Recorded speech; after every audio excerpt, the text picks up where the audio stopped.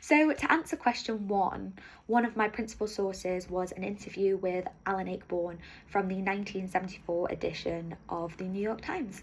So this source is important to the issues raised in my presentation, as Alan made the treatment of a woman having a mental breakdown into one big joke.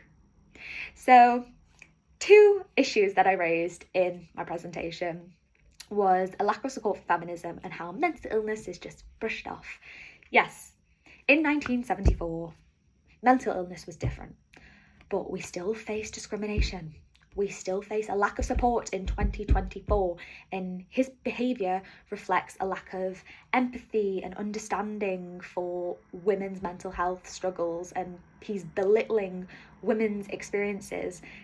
So this was important to the understanding of the issues raised, because a man laughing at a woman having a mental breakdown just highlights the issues related to power dynamics and gender equality, which are central to feminist conversations. In feminism, it's important to address societal norms that can lead to a culture that just doesn't take women's issues seriously. So to answer question 2, presenting grief to a modern audience can be difficult for a number of reasons.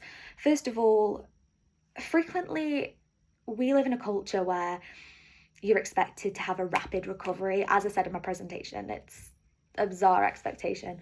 People are expected to move on from their grief swiftly and just deal. And this can lead to feelings of inadequacy and shame for not being able to get over it quickly.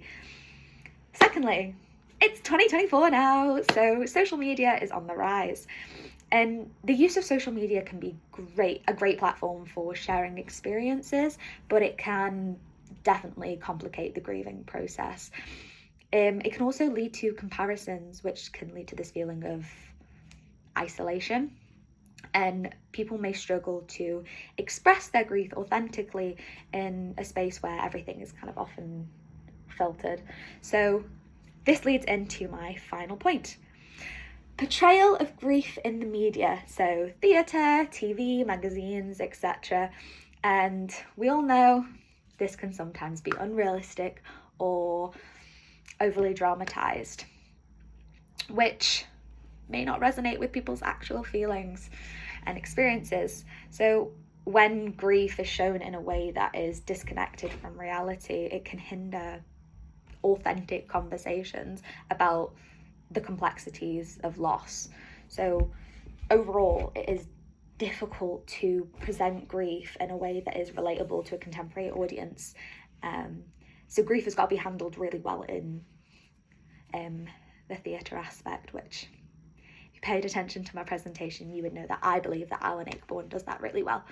But yeah, those are my 2 questions. I hope you enjoyed my presentation. Thank you.